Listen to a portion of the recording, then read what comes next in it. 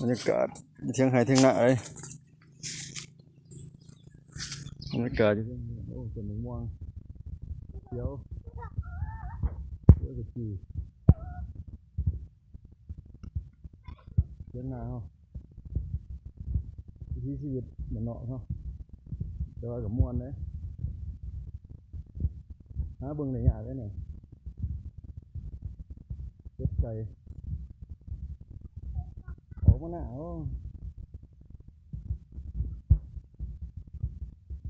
ดูว่า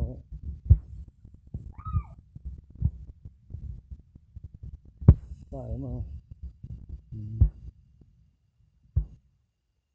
ใส่มาตีดินบล็อก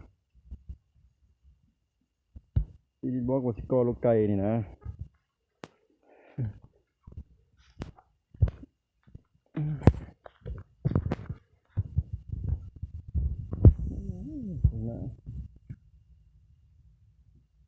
หน้าบ้านเขาแดงหมดเลยฝนยามฝนหมดนะ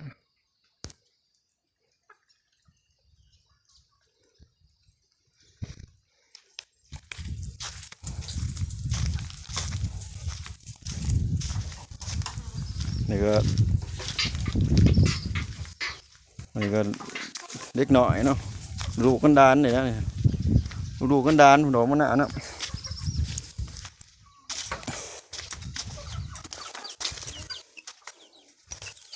ไก่เจ๊ข้าวหางดำไก่เจ๊ข้าวหางดำ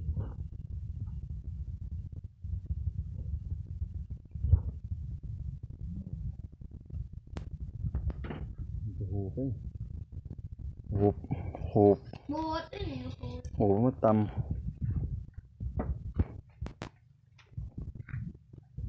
ตรงไหนตรงหน้าเอาอีกแล้วตรงไหนตรงหน้าเอาบรรยากาศ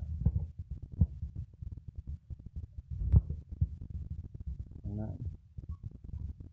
มาขอดูฝนยังไงหน้า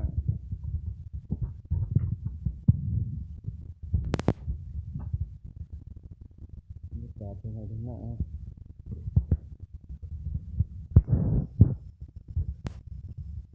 ขอจบคลิปสิ่งเด้อพี่น้องเด้อเมื่อน่ะนี่ยังพิจารณาสนใจอยู่ไทยต้องให้เบิ่งใหม่